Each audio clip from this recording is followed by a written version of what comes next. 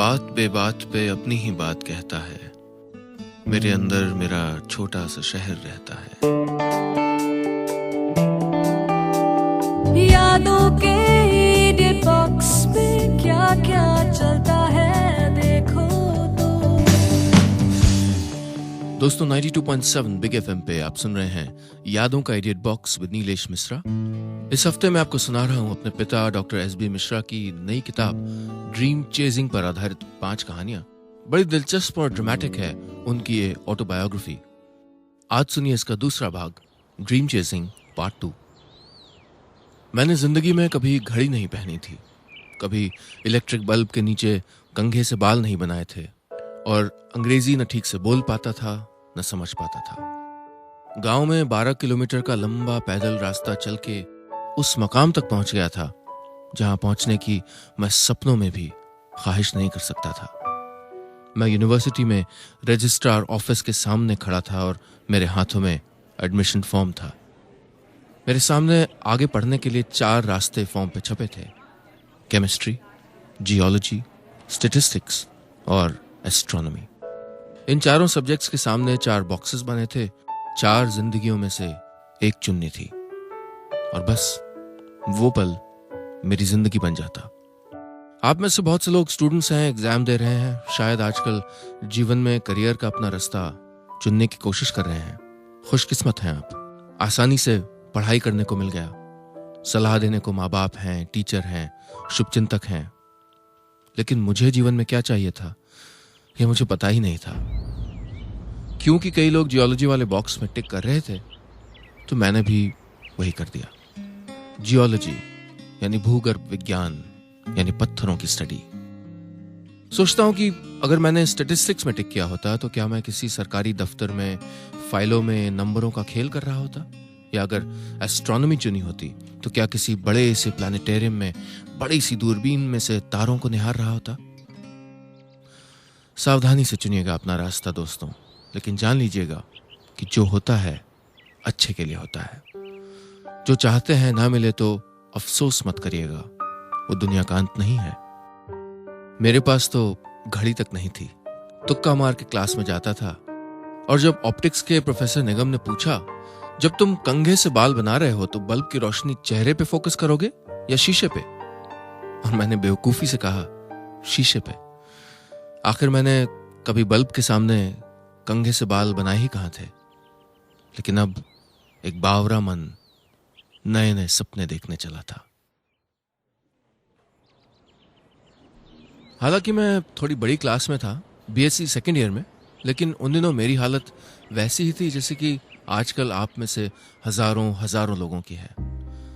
रात रात जाग के 2 साल का कोर्स पढ़ता था और फिर सुबह जल्दी जाके एग्जाम देना होता था। आप तो जानते ही हैं कि इसमें बड़े बड़ों के छक्के छूट जाते हैं। लेकिन मेहनत करने, सपनों को पूरा करने के लिए ही तो आया था मैं गांव से शहर। बेहद ध्यान लगा के क्लास में पढ़ने लगा। बाकी लड़के लड़कियों को पढ़ाई की ज्यादा फिक्र नहीं थी। जब चाहे बिन बताए पूरा क्लास गायब हो जाता था तफरी करने के लिए। अगर कोई नहीं आता था तो क्लास अपने आप कैंसल्ड मान ली जाती थी। लेकिन मैं उनके सारे प्लान पे पानी फेर देता था। आप क्या सोचते हैं मैं 70 का हूं तो क्या? मेरे टाइम में लोग क्लासेस बंक नहीं करते थे।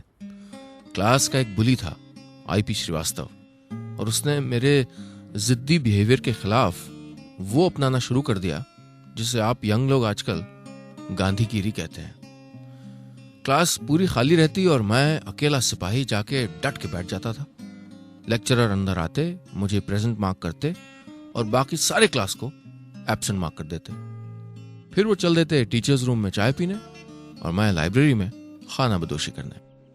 कॉलेज का बुली आईपी श्रीवास्तव एक दिन मेरे पास आया और कैंपस के बीचों बीच जमीन पे साष्टांग प्रणाम करते हुए मेरे सामने लेट गया। मुझे बड़ी झेंप हुई, समझ ही नहीं आया कि क्या करूं।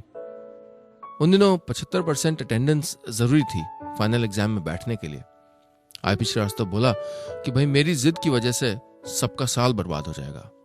मुझे मानना पड़ा, मैं घबरा रहा था कि वो फिर से सारे कॉलेज के सामने जमीन पे लेट के मुझे साष्टांग प्रणाम कर देगा और मुझे एम्बैरेस कर देगा। तो जब कुछ दिन वो लोग गायब हो जाते थे तो मुझे भी गायब होना पड़ता था। अच्छे दिन थे। उस साल की सर्दियां शायद बचपन से अब तक सबसे मुश्किल भी थी। हम 8 दोस्त एक साथ रहते थे और हमारे पास कुछ नहीं था। जमीन पे कंबल ओढ़ के हम लोग रात रात ठिठुरते रहते थे। एमएससी का एग्जाम खत्म होने तक मैं बहुत कमजोर हो गया था। फिर गर्मियां आई, गांव वापस जाना चाहता था। इस बार वापस गया तो लगा जैसे मैं हीरो बन गया था। सब लोग शहर की कहानियां सुनना चाहते थे, मेरी जिंदगी के बारे में जानना चाहते थे, लेकिन लगातार रिजल्ट की फिक्र खाए जा रही थी। जून आया, सिर्फ 4 स्टूडेंट्स की फर्स्ट डिवीजन आई थी और उनमें मैं भी था। अब नौकरी ढूंढनी थी। नौकरी मिली, लेकिन मेरी फील्ड जियोलॉजी में नहीं, अपने पुराने कॉलेज में केमिस्ट्री के असिस्टेंट लेक्चरर की थी। पैसे की जरूरत थी तो नौकरी ले ली, मेरी पहली नौकरी। लेकिन जियोलॉजी के भी जरूर कोई भगवान होते होंगे। वो मुझे मेरे मायके वापस बुला रहे थे। मुझे ONGC oil and natural gas commission में टेक्निकल असिस्टेंट की नौकरी मिल गई। मैंने ठाट से अपने लिए 2 नई कमीजें और 2 नई पैंटें सिलवाई। कलर कॉम्बिनेशन का ज्यादा आइडिया नहीं था, दोनों सफेद थी। कॉलेज में एक अजीब सी स्थिति थी। मेरे टीचर अब मेरे कॉलीग बन गए थे। देहरादून पहुंच गया। वहां पहुंच के वो ऐतिहासिक समय आ गया था जब मैं जीवन में पहली बार फिल्म देखने गया। दोस्तों ने मुझे मशहूर film the guns of Navarone दिखाई। फिर चस्का लग गया। वहां से ट्रांसफर हुआ गुजरात के शहर भरूच। भरूच पहुंचा तो वहां तब सिर्फ एक सिनेमा हॉल था और एक फिल्म महीनों चलती थी। हम लोग बोर हो जाते थे। हम 3 दोस्त शैलेंद्र, निरंकार और मैं वीकेंड पे 100 किलोमीटर ड्राइव करके जाते थे सूरत और बड़ौदा। कभी कभी दिन में 3 फिल्में देखते थे। फिर असम के शिवसागर शहर में ट्रांसफर हो गया। अपना देश देखने को मिल रहा था। गांव से चिट्ठी आती थी। पिताजी खुद नहीं, गांव के प्रधान से चिट्ठी लिखवाते थे। यही रस्म थी उन दिनों। कुछ बरस और बीते ऐसे ही। एक दिन एक दोस्त ने एक और चिट्ठी मुझे लाके दी, जो मेरे किसी पुराने पते पे कागजों में गुम पड़ी थी। ना मिलती तो न जाने जिंदगी क्या होती। महीनों पहले झिझकते हुए दोस्तों के साथ बैठ के एक फॉर्म भरा था। उसका जवाब था ये। कनाडा की सेंट जॉन्स यूनिवर्सिटी ने मुझे एडमिशन, स्कॉलरशिप और आने जाने का किराया ऑफर किया था। गांव का लड़का परदेश जा रहा था। जीवन क्या नए नए रंग दिखलाता है। गांव में जो लड़का रोज 24 किलोमीटर स्कूल और स्कूल से घर चल के आता था, जो सोचता था कि कभी 10वीं क्लास के आगे पढ़ नहीं पाएगा, जो जीवन में मलेरिया इंस्पेक्टर होने से बड़ा सपना नहीं देख सकता था, उस लड़के के हाथों में विदेश की यूनिवर्सिटी में पढ़ने का आमंत्रण था। मुझे तो ख्वाबों में भी ये ख्वाब नहीं आ सकता था। पहले पासपोर्ट बनवाना था, फिर वीजा लेना था, फिर टिकट का इंतजार। मैं वहां पहनूंगा क्या, खाऊंगा क्या, कैसे रहते होंगे विदेश में लोग। मैंने कानपुर में रिजर्व बैंक से 200 कनेडियन डॉलर खरीदे। फिर लखनऊ में नजीराबाद की मार्केट जाके एक छोटा काला सूटकेस लिया और उसमें पैक किया सफेद धोती कुर्ता, भगवत गीता और रामायण और थोड़े से गर्म कपड़े। गांव से लेके शहर तक बुजुर्गों की दुआएं लेके काफी सारे सपने, काफी उम्मीदें और थोड़ी सी घबराहट अपने छोटे काले सूटकेस में पैक करके मैं अक्टूबर की एक सुबह लखनऊ के अमौसी एयरपोर्ट पहुंच गया। जीवन में पहली बार इतने पास से एक हवाई जहाज देखा था।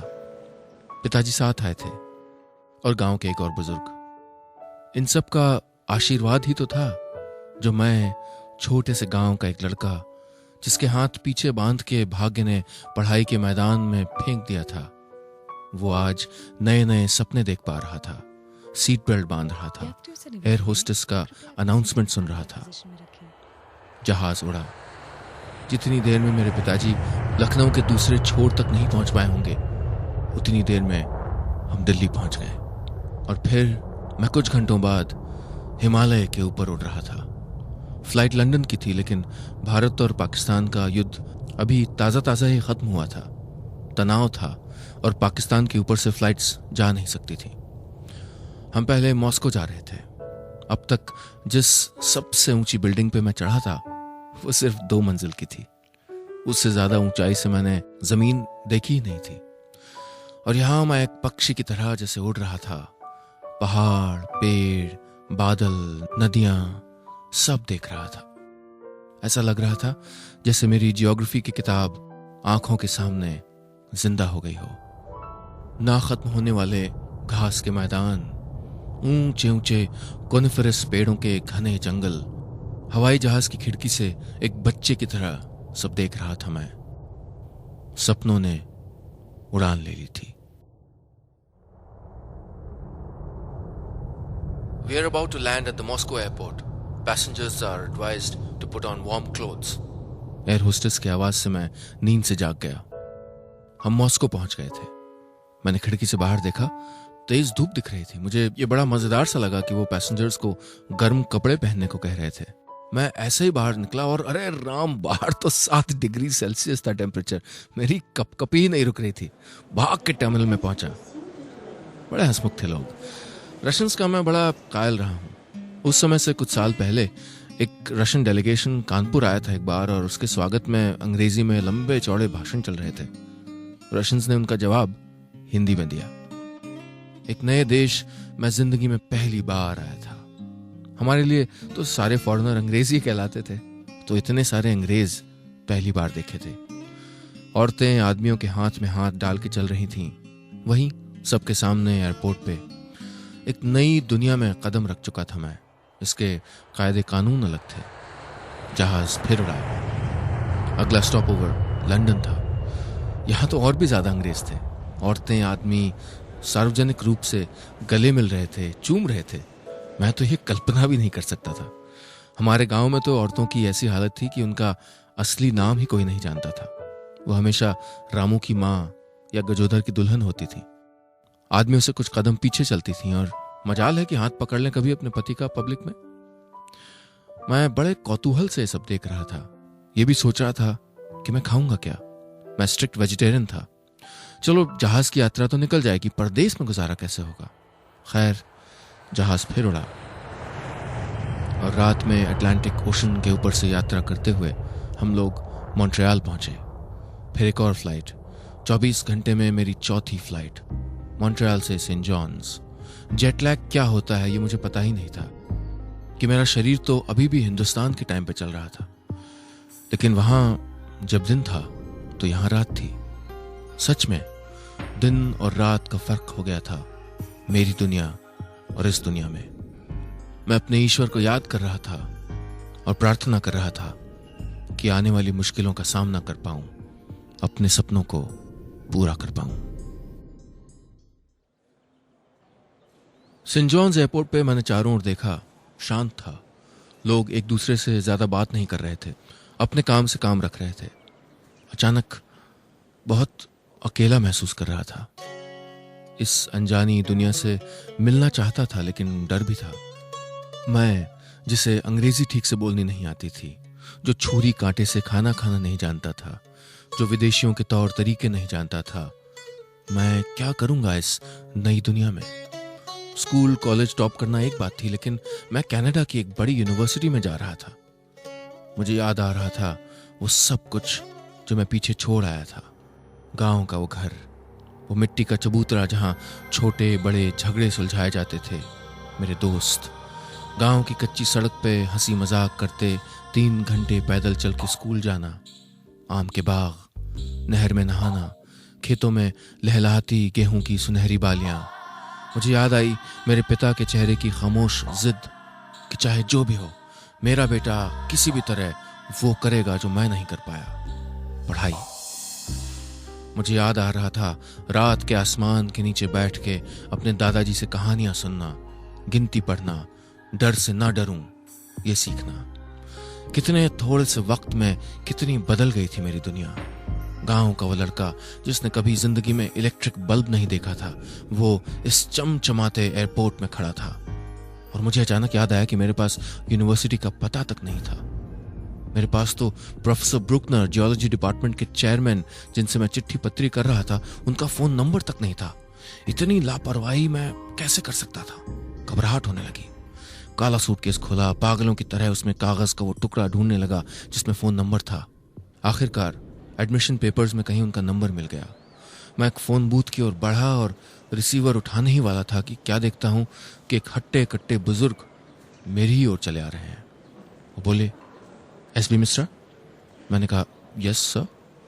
उन्होंने हाथ बढ़ाया और बोले, ब्रुकनर। मेरे गुरु मुझको खुद एयरपोर्ट लेने आए थे। मुझे लगा मैं बढ़ के उनके पैर छू लूं। मेरे देश में, मेरे गांव में बुजुर्गों को ऐसे ही आदर दिखाया जाता था ना। लेकिन जैसा देश वैसा भेष। मैंने हाथ मिलाया और हम उनकी कार की ओर चल पड़े। हम एयरपोर्ट से निकले और एक खूबसूरत रास्ते पे थे। ये वो सफर था जिस पे बहुत सारी खुशी और बहुत सारी तकलीफ अभी मिलनी बाकी थी। बस इतनी सी थी ये कहानी। कल सुनिए इस कहानी का तीसरा भाग,